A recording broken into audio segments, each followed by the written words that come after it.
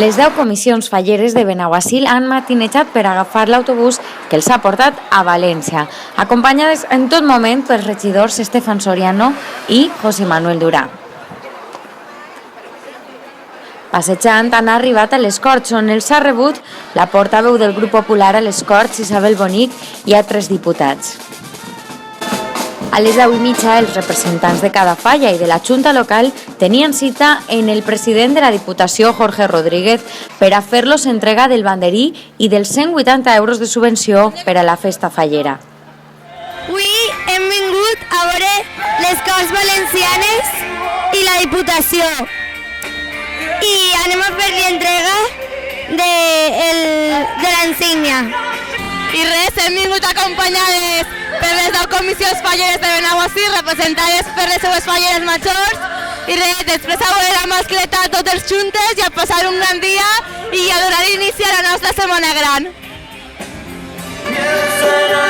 L'acte ha estat amenitzat per joves bandes valencianes davall el lema «No a la violència de gènere».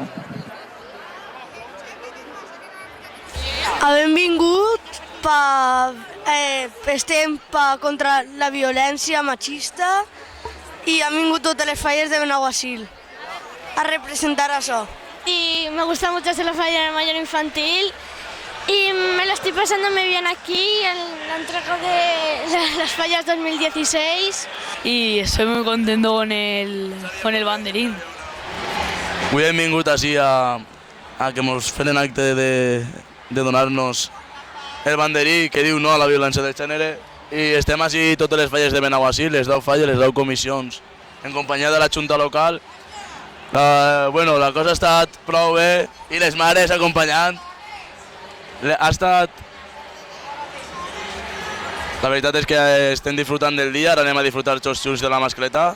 Hem passat per les Corts Valencianes, ara estem en la Diputació, un poc desorganitzat, però estem així tots units i tots junts, que és el que de veres importa. Visquen les falles de Benaguasil.